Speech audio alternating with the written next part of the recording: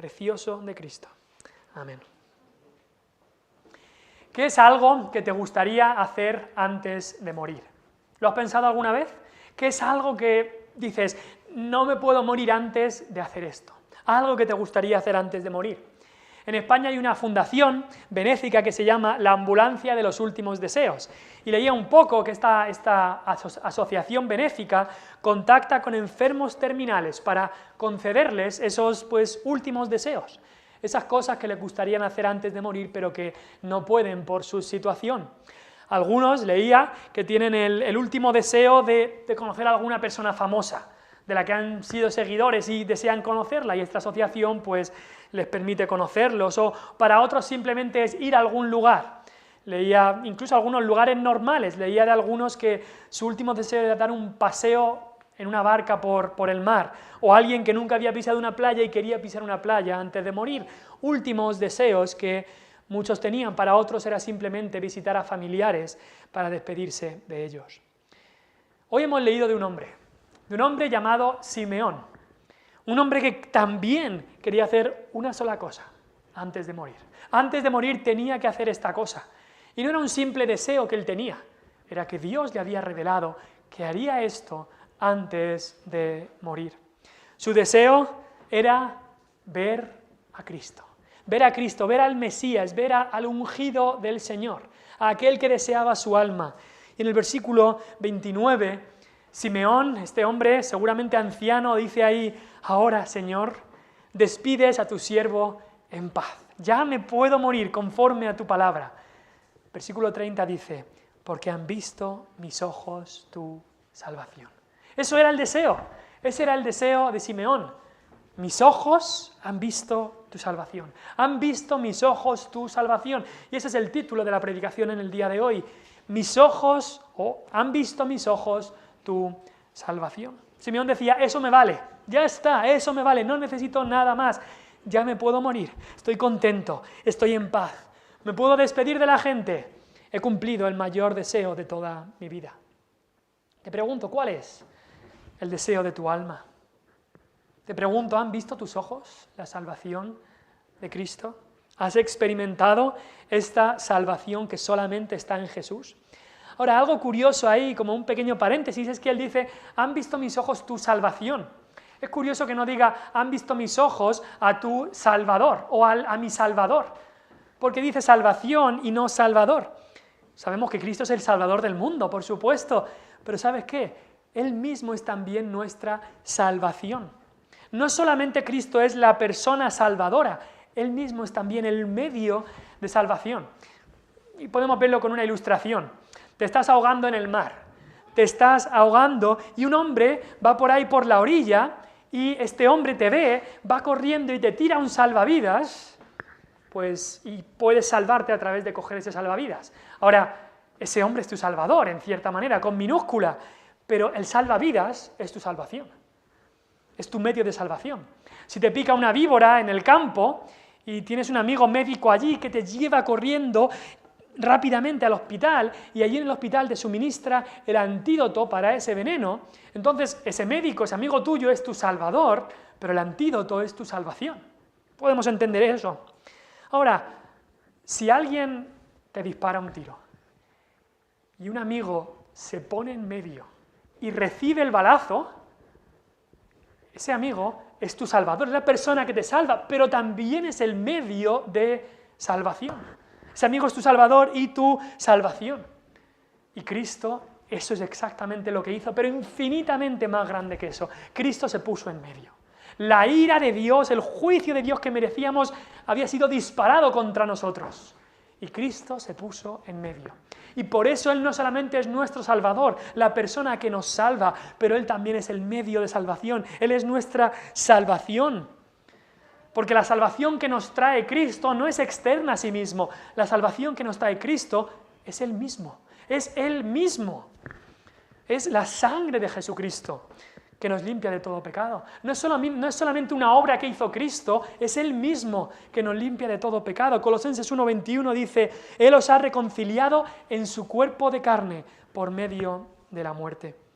Por eso aquí dice Simeón: mis ojos han visto tu salvación. Cuando vio a ese niño no solamente sería su salvador, ese niño que luego sería hombre, que luego moriría en la cruz, que luego resucitaría, esa persona sería su salvación también. Ahora algunos dicen, hombre, si yo veo a Cristo con mis ojos, si Cristo se aparece un día en mi casa, entonces yo voy a creer en Él. Seguro, seguro. Si yo lo veo con mis ojos físicos, entonces creeré en Él. Pero ¿sabes qué es lo que pasa? Que muchos en los evangelios lo vieron con sus ojos físicos. Muchos lo vieron y aún así no creyeron. Así que no vengas diciendo que si lo ves con los ojos físicos, entonces creerás en Él. Porque debemos ver a Jesús con los ojos de la fe. Necesitas ver esa salvación, necesitas ver a tu Salvador, pero con los ojos de la fe. Porque incluso Simeón, sí, es verdad que Simeón vio al niño Jesús, pero no vio los milagros de Jesús, no vio la muerte de Jesús, no vio no escuchó las enseñanzas de Jesús y aún así creyó en ese niño como su Salvador y salvación. Requería fe, tener a ese niño en brazos y creer que era ese niño el que te tenía en brazos a ti. Requería fe lo que dijo Simeón, requería mirarle no con los ojos humanos a ese bebé aparentemente indefenso, sino con los ojos de la fe. Porque es verdad que otros vieron a Cristo, como Nicodemo, vio a Cristo y le dijo, vemos todas tus señales y todas tus enseñanzas, tú tienes que venir de Dios. Eso dijo Nicodemo a Jesús en Juan 3. Pedro vio a Cristo, vio las señales que hizo Cristo, se postró delante de él y después le dijo, tú eres el Cristo, el Hijo del Dios viviente. La mujer samaritana escuchó a Cristo y le dijo a sus amigos desde el pueblo, le dijo, he hallado a uno que me ha dicho todo lo que he hecho. Y mira que ella era pecadora, ¿no será este el Cristo? Tomás, después de verle resucitado, se arrodilló delante de Cristo y le dijo, Señor mío y Dios mío. Pero Simeón no vio ninguna de esas cosas, como tú y yo no hemos visto ninguna de esas cosas. Simeón solo vio a ese niño indefenso, a ese bebé quizá de 40 días, pero aún así creyó en ese bebé como su salvación. Y es que lo que Cristo le respondió a Tomás sigue hoy vigente. Cuando Tomás vio y creyó, Jesús le dijo, porque me viste, Tomás, creíste. Bienaventurados los que no vieron y creyeron. Nosotros tenemos una mayor bienaventuranza que la de Tomás, una mayor bienaventuranza que aquellos que lo vieron con sus propios ojos, porque aquellos que ven a Cristo no con los ojos físicos, sino con los ojos de la fe, Dios tiene una bienaventuranza, Dios los llama dichosos, Dios los llama felices. Y así Simeón confió en este bebé como su Salvador. También se nos dice que este bebé, en el versículo 21, ha leído Sebi, que fue llamado Jesús. ¿Has pensado alguna vez por qué Dios quiso que el Mesías se llamara Jesús? Jesús significa libertador, salvador, es el mismo nombre que Josué en el Antiguo Testamento. El mismo nombre Jesús en griego es Josué en hebreo del Antiguo Testamento. Es lo mismo, pero ¿por qué? Cristo es muchas cosas, Cristo es el Rey de Reyes. Podría haber tenido un nombre que significaba rey, o podría haber tenido un nombre que significaba el sacerdote, podría haber tenido un nombre que significaba el sacrificio, podría haber tenido un nombre que significaba muchas cosas, pero Dios quiso que Él se llamara como Jesús, porque ese nombre significa Salvador, y esa es la mayor obra que Jesús venía a hacer. Él venía a salvar lo que se había perdido. Ese es nuestro texto lema en Lucas 19:10. El Hijo del Hombre vino para salvar a lo que se había perdido. Por eso llamará su nombre Jesús, porque Él salvará. Jesús significa Salvador. Ese es el significado. Y por eso fue llamado de esta manera. Y cuando Simeón lo vio, dijo, mis ojos han visto mi salvación. Mis ojos han visto a aquel que su nombre incluso significa Salvador. Mis ojos han visto a Jesús. Hoy queremos ver algunas cosas en cuanto a este Salvador, pero en cuanto a esta salvación, unos puntos que vemos en este pasaje. En este pasaje en el que vemos que Simeón, un hombre al que Dios le había prometido que vería al Mesías antes de morir, Simeón se encuentra con el bebé Jesús al ser presentado en el templo. Queremos preguntarnos a cada uno de nosotros, ¿he visto yo a Cristo como mi Salvador? Con los ojos de la fe, por supuesto, no estoy hablando de visiones Estoy hablando de verle con los ojos de la fe a través de su palabra. Le veo como mi Salvador. Y si le veo como mi Salvador, ¿es cada día en quien tengo yo mis ojos puestos? ¿Veo cada día a Jesús por la fe? Algunas cosas que podemos ver en este pasaje. En primer lugar, había un remanente que esperaba esta salvación. Un remanente esperaba esta salvación. La palabra remanente significa un resto de personas, un grupo de personas, muchas veces pequeño, un remanente. Y no sé si te has fijado en el versículo 25, hablando de Simeón, se nos dice que esperaba la consolación de Israel. Simeón esperaba la consolación de Israel. ¿A qué se refiere con eso? Incluso versículo 39, hablando de Ana, que estaba hablándole a la gente acerca de Cristo, dice ahí que les hablaba a los que esperaban la redención en Jerusalén. Había gente que estaba esperando algo. ¿Qué esperaban? Pues vamos a Isaías, libro de Isaías, capítulo 40. Acompáñame por favor ahí, porque el Antiguo Testamento está lleno de predicciones del Mesías. Lleno está. Y quizá puedes dejar un marcador en el libro de Isaías, capítulo 40, porque estaremos mirando algunos textos de ahí. El libro de Isaías es un libro especial, mucha gente lo llama el Evangelio del Antiguo Testamento, el Evangelio según Isaías, porque nos habla muchísimo de Cristo. Y tiene una estructura bastante peculiar, porque del capítulo 1 al 39 de Isaías, sí habla algunas veces sobre Cristo, pero habla más que nada sobre el juicio de Dios. Pero del 40 al 66 de estos capítulos, todo lo que habla es de las bendiciones que traería el Mesías, del Cristo que vendría, del elegido, del ungido de Dios, de la consolación y la paz que traería a las almas. Y en ese primer capítulo de la parte del nuevo pacto, si se puede decir así, de Isaías, en ese capítulo 40, versículo 1, primer versículo después de hablar del juicio, primer versículo dice, Isaías 41, consolaos, consolaos, pueblo mío, dice vuestro Dios. Sí, ha llegado el juicio, pero hay consolación. Hay una alternativa, hay esas buenas noticias. Versículo 2, hablad al corazón de Jerusalén, decidle a voces que su tiempo ya ha cumplido, su pecado es perdonado, que doble ha recibido de la mano del Señor por todos sus pecados. Hay buenas noticias. Versículo 3 habla de Juan el Bautista, ¿no? Ese que venía anunciando antes de Cristo, voz que clama en el desierto, preparad camino al Señor, enderezad calzada en la soledad a nuestro Dios.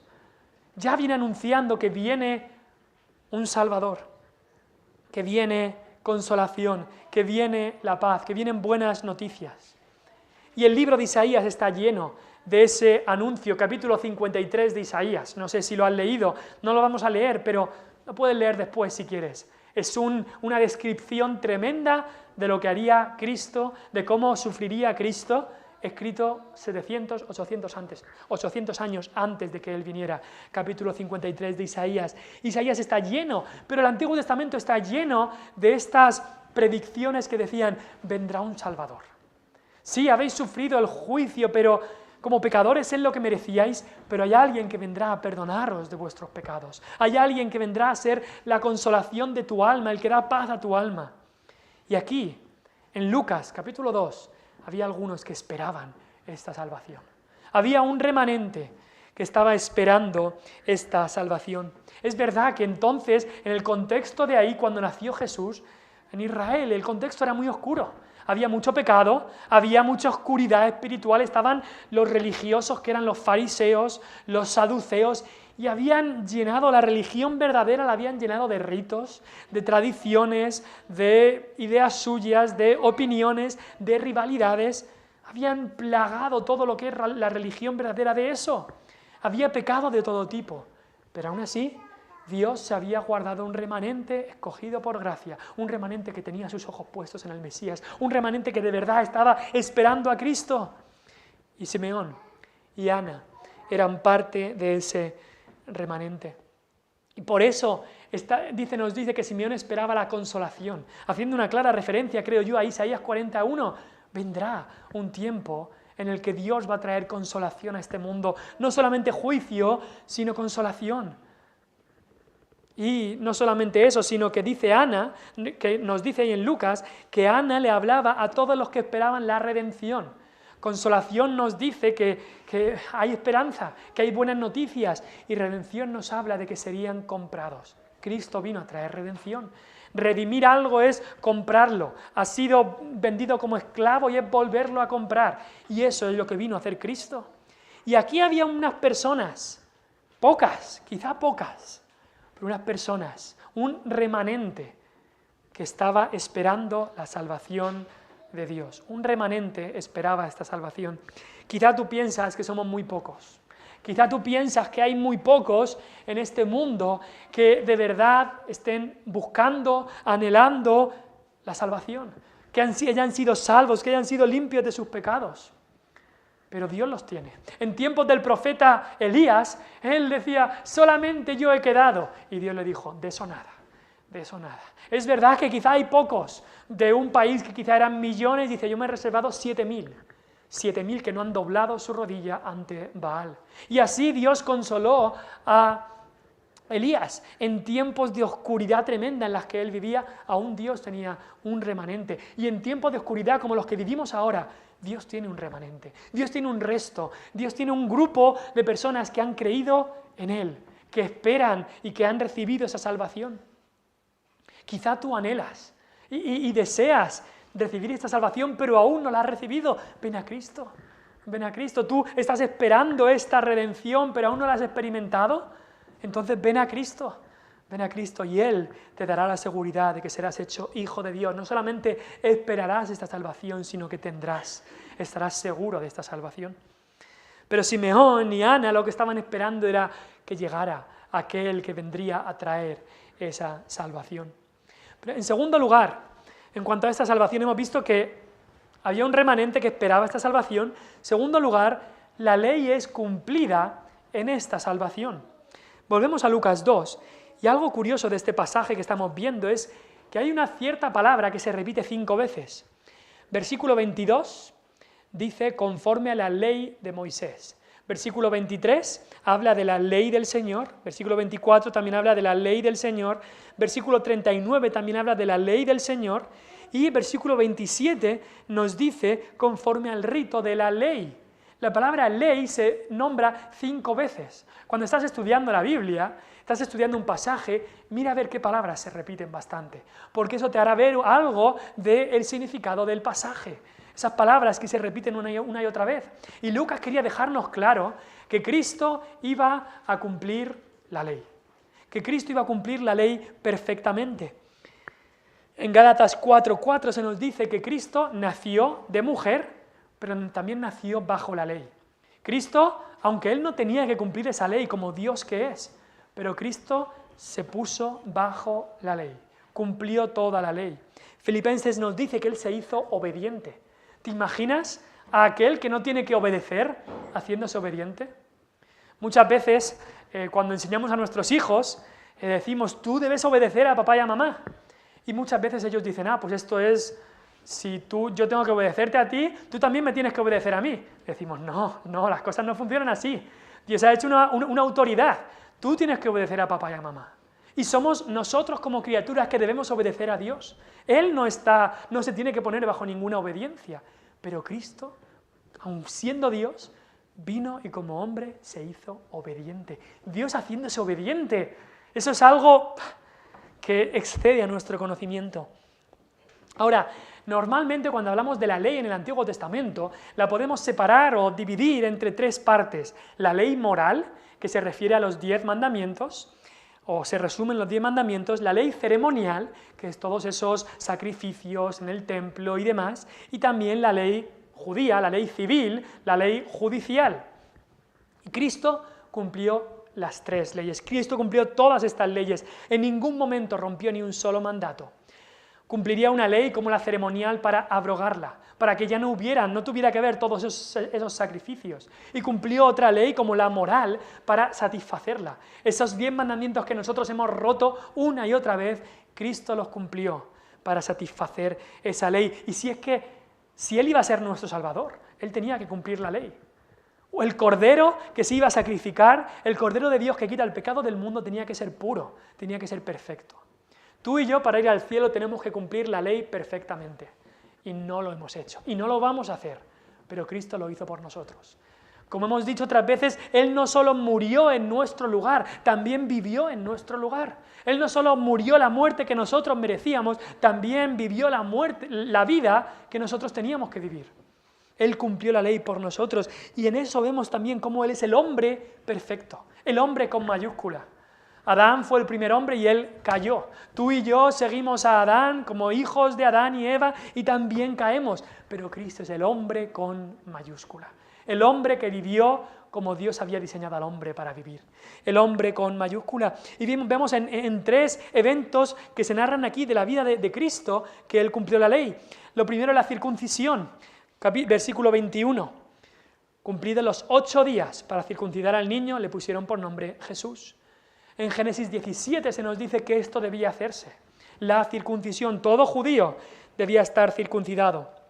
Sin la circuncisión, Jesús no hubiera podido ser reconocido como hijo de David o como judío o entrar a sinagoga o templo para enseñar. Él tenía que ser circuncidado.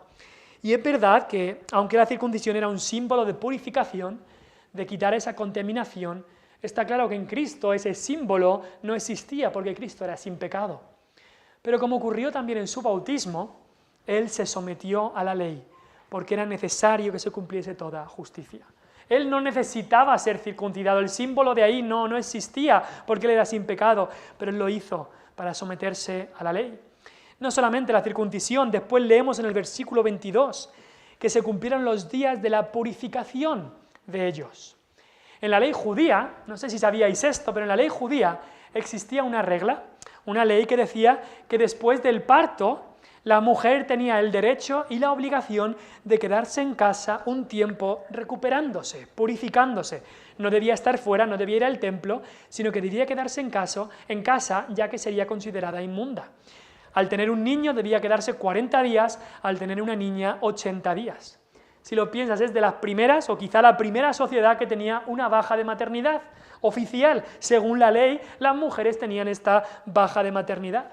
En ese tiempo la mujer, después de ese tiempo, la mujer debía ir con su marido al santuario, al templo o al tabernáculo, y ofrecer un sacrificio para su purificación.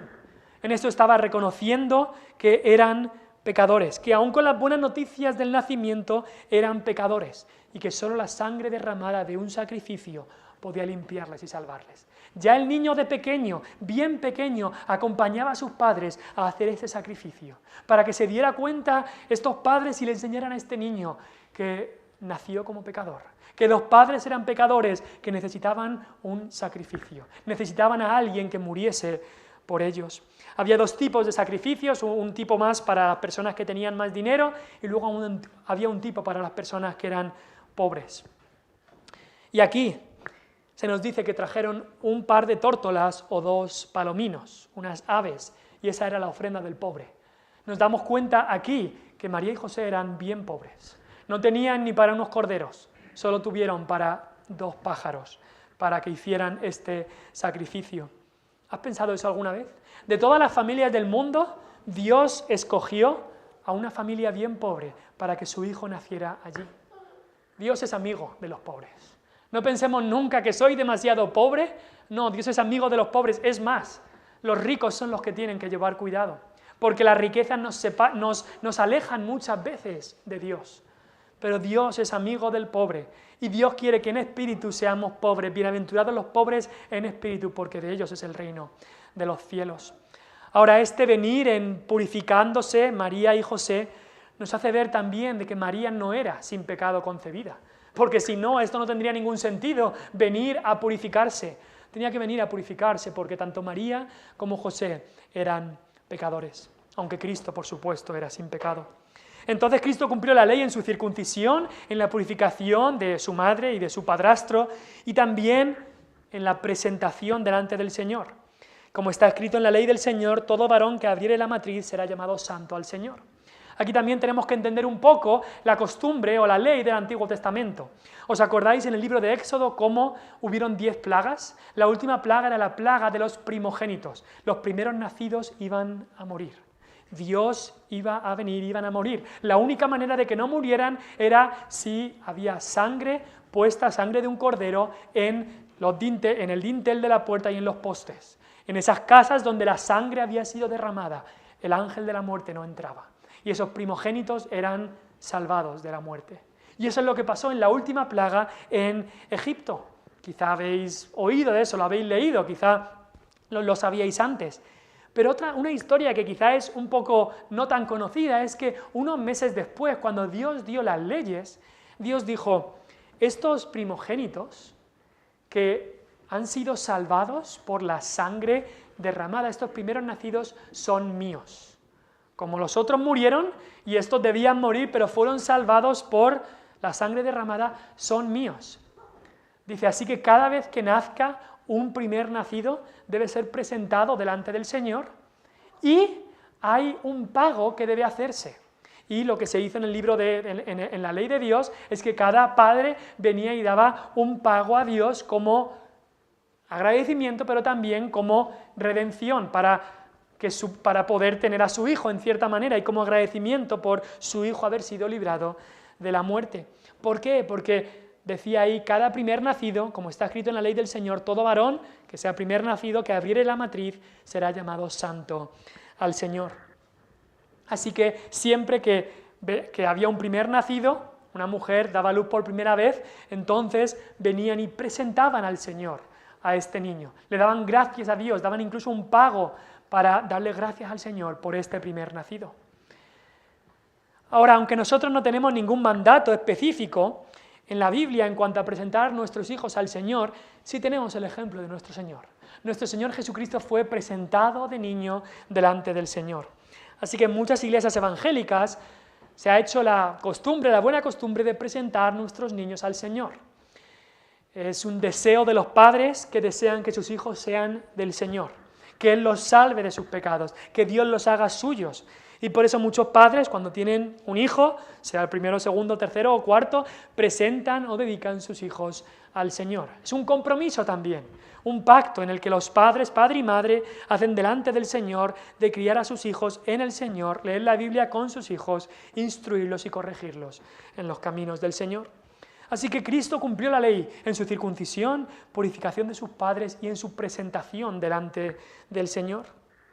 Te pregunto, ¿han visto tus ojos esta salvación? ¿Has visto que Cristo cumplió la ley por ti? Todos los mandamientos Él los cumplió por ti porque tú no podías. Sin excepción, Él vivió la vida que tú tenías que vivir. En tercer lugar, vemos que el Espíritu nos guía a esta salvación.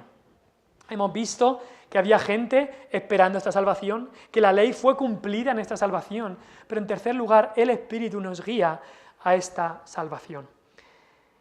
Vemos que el Espíritu Santo siempre ha estado obrando.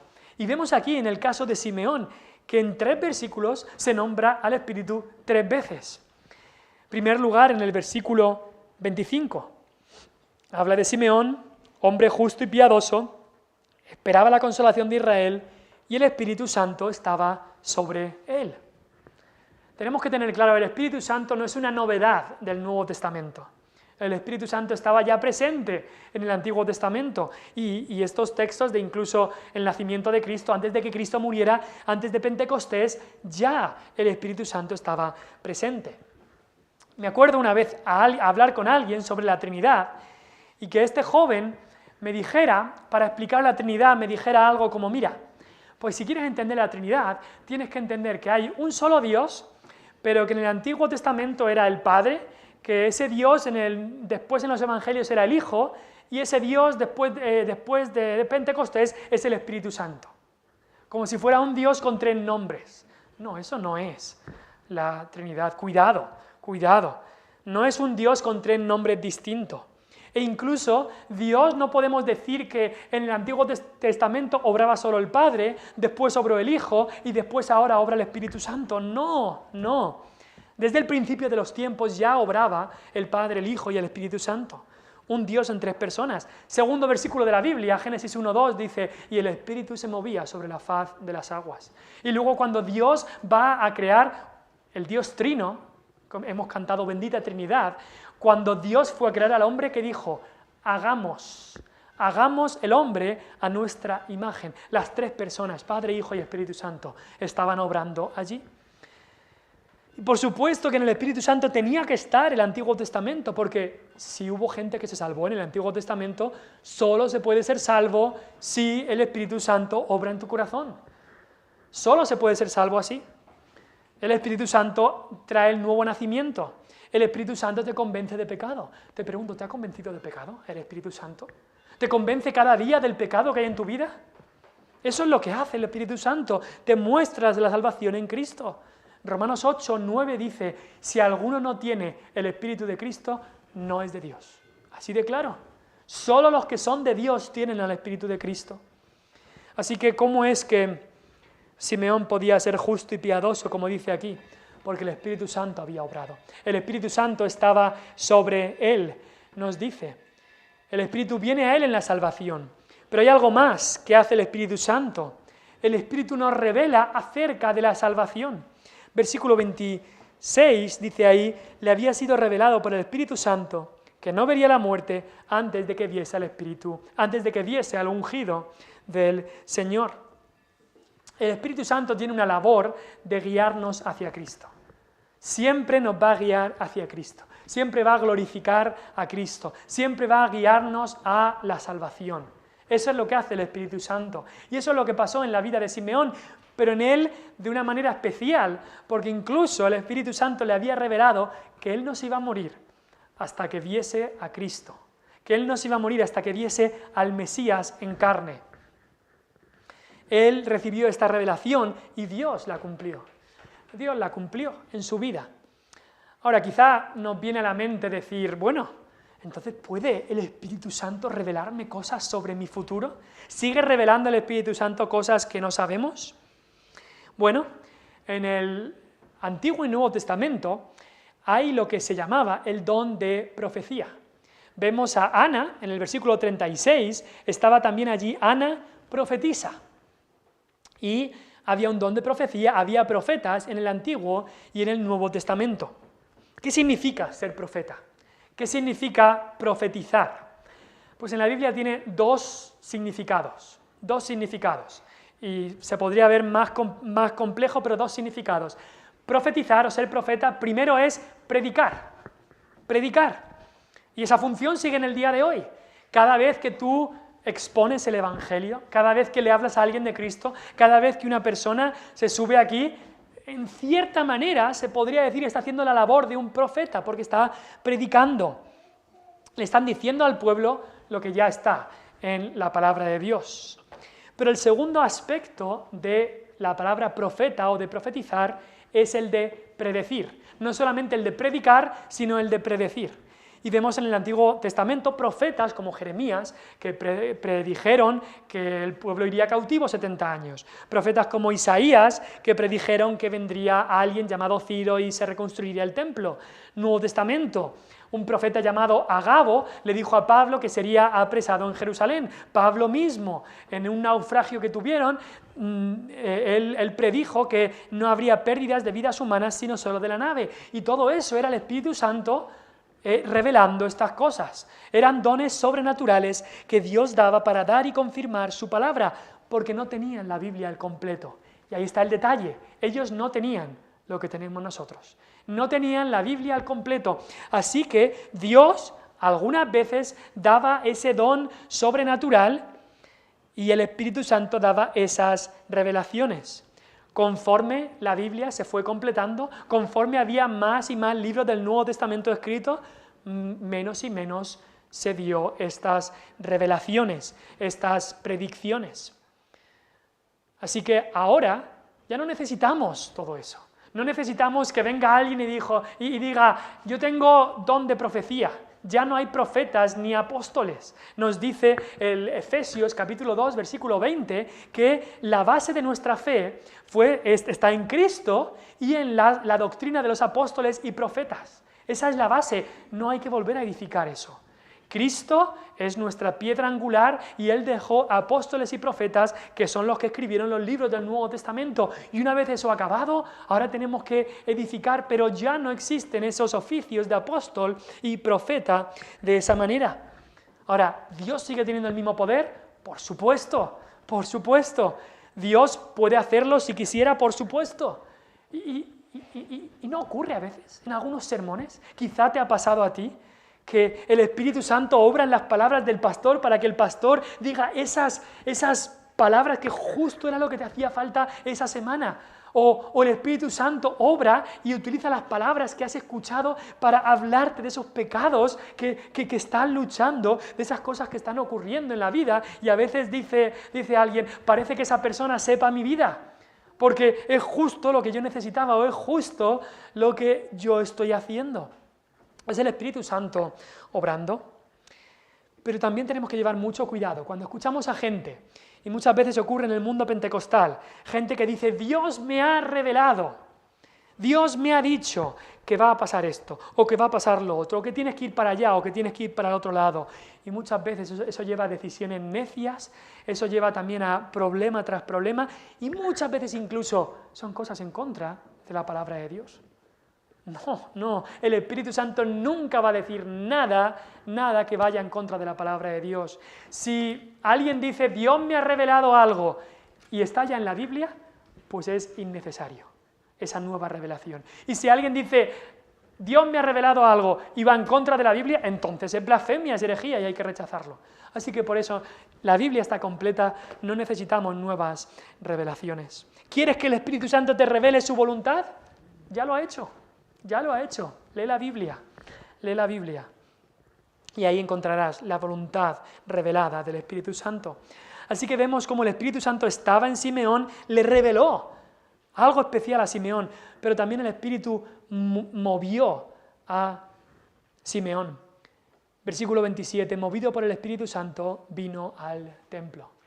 Ese día el Espíritu Santo le movió para ir al templo. También nos dice lo mismo de Ana, aunque no dice que fuera el Espíritu Santo, pero dice el versículo 38, bueno, nos dice que no se apartaba del templo. Versículo 37. Era una mujer piadosa, una mujer que siempre que podía estaba allí en el templo, sirviendo de noche y día con ayunos y oraciones. Dice, esta presentándose en la misma hora. Dios la guió para ir a donde estaba Cristo. Y el Espíritu no solamente habita en el creyente, no solamente nos lleva y nos revela sobre la salvación, pero también nos mueve acerca de la salvación. Y es curioso que llevó a Ana y a Simeón, los llevó al templo, la casa de Dios, al lugar donde se reunían los hijos de Dios, ahí los llevó. Alguien que dice que tiene el Espíritu de Dios, pero no se congrega, pues el Espíritu de Dios siempre va acorde a su palabra. Y la palabra dice que debemos congregarnos. Es curioso la visión que tuvo Isaías de Dios, en Isaías 6, fue en el templo de Dios. El rey Ezequías, cuando estaba en grande calamidad, fue al templo a orar. Moisés se encontraba con Dios en el tabernáculo. David, cuando tenía grandes necesidades, iba al tabernáculo, al lugar donde Dios habitaba, ahí donde estaba el arca. Y así Simeón vino al templo. El Espíritu le movió para esto. Y tú, si en tu corazón sientes que el Espíritu te mueve a hacer algo que está de acuerdo con la palabra que Él inspiró, adelante. Muchas veces el Espíritu pone a los que son hijos suyos, a los que son salvos, el Espíritu te pone una carga, te mueve a algo. Quizás es ese vecino que lo ves cada vez que vas andando por ahí, ves a ese vecino y en tu mente va forjándose algo de decir, tengo que hablarle. Eso es el Espíritu Santo moviéndote a hacer eso. Obedécele.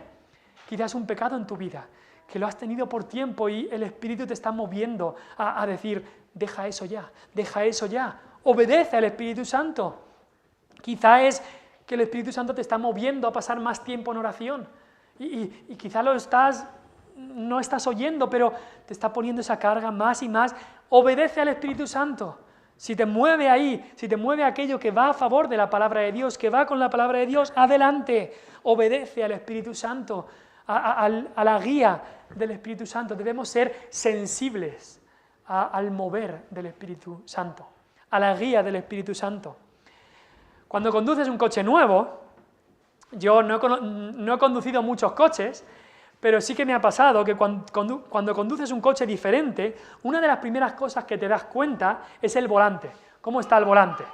Y si has conducido un coche bastante viejo y estás con el volante viejo, estás como que estás intentando mover el volante y cuesta mucho mover ese volante. O sea, si te has acostumbrado a eso, ya es lo que estás acostumbrado y no pasa nada, pero si de repente conduces un coche nuevo que tiene dirección asistida, entonces a veces de repente vas a girar y ¡fuf!, se te va el coche, porque casi con un dedo pueden mover ese volante. Mueves un poco el dedo y ya el coche se va hacia donde tú quieres. ¿Sabes qué? Así deberíamos ser. Así deberíamos ser. Está bien.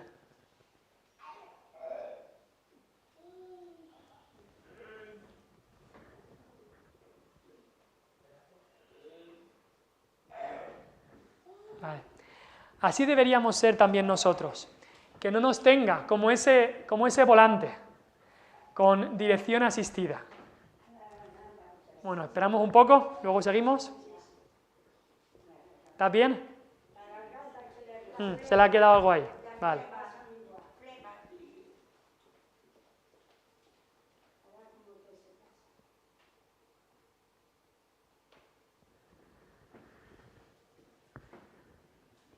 Caramelo, no sé si...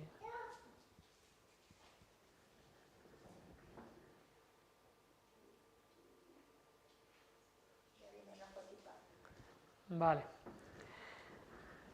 Estábamos viendo cómo debemos ser sensibles a la guía del Espíritu Santo.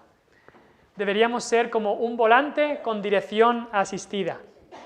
Un volante que es sensible a la guía del Espíritu Santo.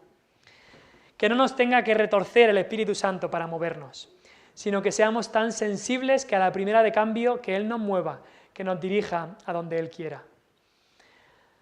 Así que seamos sensibles a la guía del Espíritu Santo. El Espíritu Santo siempre nos va a llevar hacia Cristo, hacia nuestra salvación.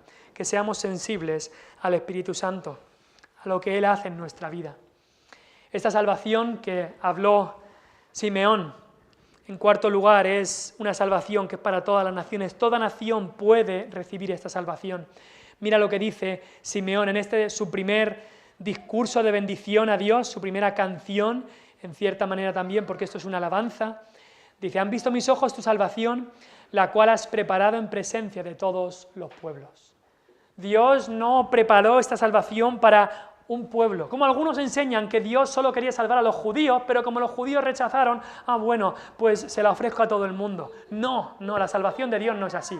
Dios preparó esta salvación para toda nación. Para toda nación. Es verdad, Cristo sería judío, pero de los judíos era para toda nación. Isaías 25, versículo 6, dice que Jehová de los ejércitos preparará en este monte a todos los pueblos banquete de manjares suculentos. Y esto es lo que estaba diciendo ahí Simeón, un conocedor de la palabra de Dios. Y incluso pienso que en este tiempo de la historia de Israel, el tiempo que estaban bajo el imperio romano, el tiempo que era todo un imperio y todo el mundo conocido, tenía unos mismos caminos y todo el mundo estaba conectado, era el mejor momento para que esta salvación fuera mandada, para que pudiera ir a todo el mundo conocido. Salvación preparada en presencia de todos los pueblos. ¿Por qué? Porque Cristo es luz para revelación a los gentiles.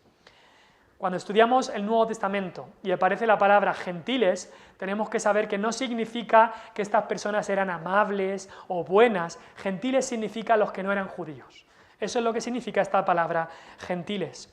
Ahora, para los fariseos, decir que Dios tenía algo que hacer con los gentiles era una locura. Este era su Dios, que solamente los judíos podían ser salvos. Eso es lo que pensaban los fariseos. Pero ya en el Antiguo Testamento, Dios le hizo una promesa a Abraham de que en él serían benditas todas las naciones de la tierra. Isaías 49, 6 dice: poco es para mí que tú seas mi siervo para levantar las tribus de Jacob y para que restaures el remanente de Israel. También te di por luz de las naciones. Esto es Dios hablándole a su Hijo. También te di por luz de las naciones para que seas mi salvación hasta lo postrero de la tierra. Dios iba a traer salvación para todas las naciones, no solamente para los judíos. ¿Y sabes qué? Es nuestra obligación y responsabilidad como creyentes anunciar la salvación de Dios a toda nación. No solamente tener un pensamiento de las sierras de Segura, y amamos las sierras de Segura y queremos que gente segureña se salve, pero debemos pensar más allá. Debemos pensar en toda España, debemos pensar en todas las naciones para que esta salvación llegue a todas las naciones. Es luz para revelación a los gentiles, a todos los pueblos, pero en especial, dice también ahí, y gloria de tu pueblo Israel. No solamente para todas las naciones que no son judíos, pero también es gloria de su pueblo Israel. Los judíos tenían y siguen teniendo el Antiguo Testamento como su escritura, como su Biblia. Su Biblia es el Antiguo Testamento. Y Cristo es en realidad. Cristo es en la realidad el que cumple todo el Antiguo Testamento, todas las profecías, todos los sueños del verdadero judío, Cristo los cumple. Por eso Cristo debe ser la gloria de Israel, porque Cristo es el judío con mayúscula. Desgraciadamente, tanto en el tiempo de Cristo como en la actualidad, los judíos rechazan al Mesías. Dice Juan 1 que a los suyos vino, es decir, a los judíos vino, y los suyos no le recibieron. Pero hay esperanza para los judíos, aunque son como esa rama del olivo que ha sido cortada, ha sido podada, ha sido quitada. Dios nos dice que hay esperanza, que un día esas ramas que fueron cortadas por su incredulidad volverán a creer, vendrán a creer en el Mesías y serán vueltas a poner en el olivo. Y creo que tenemos argumentos bíblicos para decir que en el futuro Dios ha prometido un tiempo en que Cristo será la gloria de su pueblo Israel. En Romanos nos habla de que habrá conversiones en masa de judíos. Todo Israel será salvo, incluso grandes avivamientos en el pueblo de Israel. Judíos volverán a la verdadera Biblia, a la verdadera Escritura, a ver que esas profecías del Antiguo Testamento se cumplieron todas en Cristo, que Cristo es el Mesías, que no tienen que esperar a un Mesías como los judíos esperan en la actualidad, sino que el Mesías ya vino, y vino para traer vida y para ser la gloria de su propio pueblo. Pero no solamente esta salvación sería para todos los pueblos, pero Simeón tenía unas palabras para los padres de Jesús, para la madre y para el padrastro de Jesús, unas palabras para ellos. Y en estas palabras se les decía que habría división en cuanto a esta salvación. Mira lo que dice el versículo 34. Los bendijo Simeón y dijo a su madre María: he aquí este está puesto para caída y levantamiento de muchos. En ese mismo capítulo de Isaías 40 se nos dice que todo valle sea alzado y bájese todo monte y collado, y Cristo vendría para eso, para levantar a unos y para que otros cayeran. Y eso lo vemos en la vida de Cristo, lo vemos claramente. Muchos como Zaqueo, la mujer samaritana, el ciego Bartimeo, el ladrón de la cruz, gente que estaba caída, rebozándose en el barro, fue levantada por Cristo. Cristo los levantó y les dio la salvación. Pero otras personas como Herodes, Pilato, fariseos, saduceos, sacerdotes, personas que estaban como la crème de la crème, lo mejor del pueblo, bien levantadas, Cristo vino para hacerles caer, para que vieran para bajarles del pedestal, para decirles, y como les dijo bien claramente a los fariseos: mirad, los ladrones y las prostitutas van antes que vosotros, están más cerca del reino de Dios que vosotros. ¿Por qué? Porque Dios resiste a los soberbios y da gracia a los humildes. ¿Eso es lo que hace Dios? ¿El Hijo del Hombre vino para buscar a los mejores para su equipo? No. El Hijo del Hombre vino para buscar a lo que se había perdido. A eso vino el Hijo del Hombre. No vino para buscar a los buenos y hacerlos mejores, Él vino para buscar a los malos. Él vino para buscar a los pecadores. Él vino para buscar a lo que se ven realmente como que no pueden, como que no son nada delante de Él. Para caída y para levantamiento de muchos. También, es decir, habría división. También habría división en cuanto a que sería una señal que sería contradicha.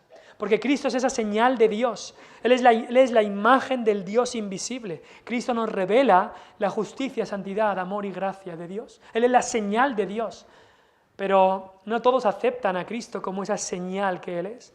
Y no hay otro evento más contradicho en la historia de la humanidad que la vida, muerte y resurrección de Cristo. Él sería esa señal que sería contradicha. Más ataques Nadie ha recibido más ataques que la vida, muerte y resurrección de Cristo. Pero tenía un mensaje especial para María. Le dice, una espada traspasará tu misma alma. Sí, su hijo sería gran alegría y también sería su salvación, pero también sería un gran dolor para su alma. Podemos pensar en María cuando estaba allí a los pies de la cruz, viendo al que había sido su hijo, al Salvador del mundo, a su Hijo Santo morir así. Vale, es verdad que otras madres han visto a sus hijos morir, pero nadie tuvo que sufrir, en realidad, que su hijo muriera como muriera Cristo, porque su hijo estaba muriendo por pecadores, su hijo moría como inocente, sufriendo el castigo del pecador. Y para acabar, podemos ver que todo lo que necesitas es esta salvación. Esta salvación que había gente esperándola, esta salvación que es cumplida, en la que se cumple la ley, esta salvación a la que el Espíritu nos guía, esta salvación que es para toda nación, esta salvación que causa división también. Tienes que darte cuenta que todo lo que necesitas es esta salvación. Las palabras de Simeón es, ahora Señor, versículo 29, despides a tu siervo en paz. No le temía la muerte. Simeón decía, me despido de este mundo en paz. La muerte no es muerte. Para el cristiano la muerte no es muerte, es simplemente una despedida. Y ya está, una despedida temporal. No nos lo dice el texto, pero supongo que Simeón murió poco después de esto. En ninguna otra parte de la Biblia leemos de Simeón. Dios había cumplido su promesa. Simeón había visto su salvación. Así que Simeón podía decir, tengo a Cristo, no necesito nada más. Tengo a Cristo, no necesito nada más. Dame a Cristo, puedes quitarme la vida, puedes quitarme todo. Tengo a Cristo. ¿Para qué quiero estar aquí si ya tengo lo que más deseaba en este mundo? ¿Qué es lo que piensas tú como cristiano? ¿Es Cristo lo único que necesitas para tu felicidad, para tu satisfacción? ¿Es Cristo el deseo de tu alma? Allí estaba Simeón, tomando a Cristo en sus brazos, sabiendo que aquel Mesías era su salvación. Ana, de edad muy avanzada, quizá una mujer de unos 100 años, porque nos dice que ya hacía mucho tiempo, que era viuda incluso, también recibió esta noticia, también abrazó a Cristo como su Salvador, aquel de quien había puesto su fe hace mucho tiempo. Dijeron, mis ojos han visto tu salvación, y lo recibieron como lo único que necesitaban. Todo lo que necesitas es Cristo. No sé qué es aquella cosa que te gustaría hacer antes de morir, pero hay algo que debes hacer antes de morir, y eso es venir a Cristo, ver a Cristo como tu Salvador, no con los ojos físicos, con los ojos de la fe. Eso es lo que necesitas hacer. ¿Han visto tus ojos la salvación de Cristo? Puedes decir como Job, de oídas te había oído, pero ahora mis ojos te ven. Una cosa es venir a la iglesia, una cosa es escuchar de la Biblia, una cosa es creer en Dios, hasta los demonios creen y tiemblan. Eso es una cosa, pero otra cosa es ver a Cristo como el único Salvador de tu vida. Y otra cosa también es crecer en ese conocimiento y verlo como lo único que necesito. Él es mi todo. Me puedes quitar la vida, Señor, yo ya soy salvo. Me puedes quitar la vida, tengo a Cristo. Y te quiero avisar de esto, a todos los que estáis aquí.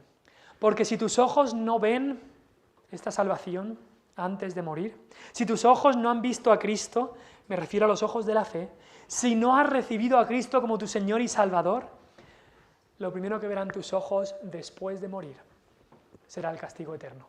Y esto es serio, por favor escuchad. Lo primero que verán tus ojos después de morir si no has recibido a Cristo será el castigo eterno en el infierno.